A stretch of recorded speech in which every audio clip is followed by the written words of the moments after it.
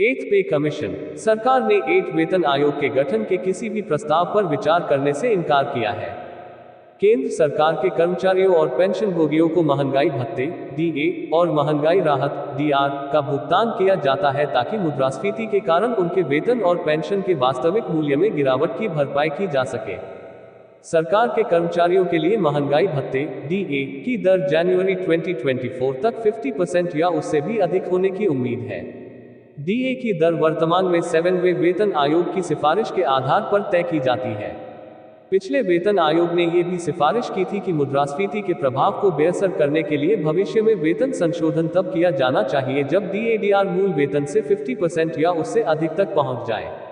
इसे देखते हुए ये सवाल लाजिमी बनता है कि क्या सरकार 8 वेतन आयोग का गठन करने की योजना बना रही है।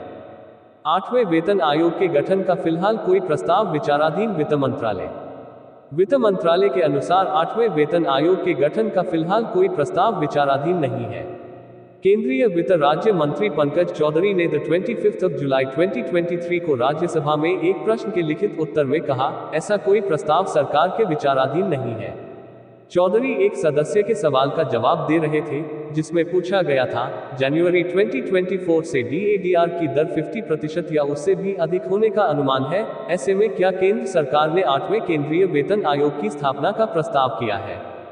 डीएडीआर की दरों में हर 6 महीने में किया जाता है संशोधन।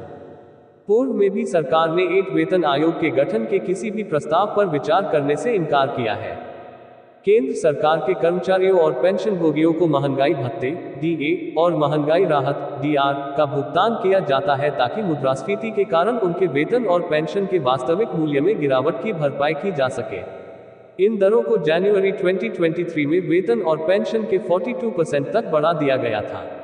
औद्योगिक श्रमिकों के लिए अखिल भारतीय उपभोक्ता मूल्य सूचकांक AICIPIW के आधार पर डीएडीआर की दरों को समय समय पर हर 6 महीने में संशोधित किया जाता है। वित्त राज्य मंत्री ने सदन में बताया, 8वें वेतन आयोग के गठन पर नहीं हो रहा विचार। ये पूछे जाने पर कि क्या सरकार ने 7वें केंद्रीय वेतन आयोग सीपीसी की रिपोर्ट में निहित पैरा 1.22 पर विचार नहीं किया है, जिसमें सिफारिश की गई है कि केंद्र सरकार के कर्मचारियों के वेतन मैट्रिक्स की समय समय पर समीक्षा की जा सकती है।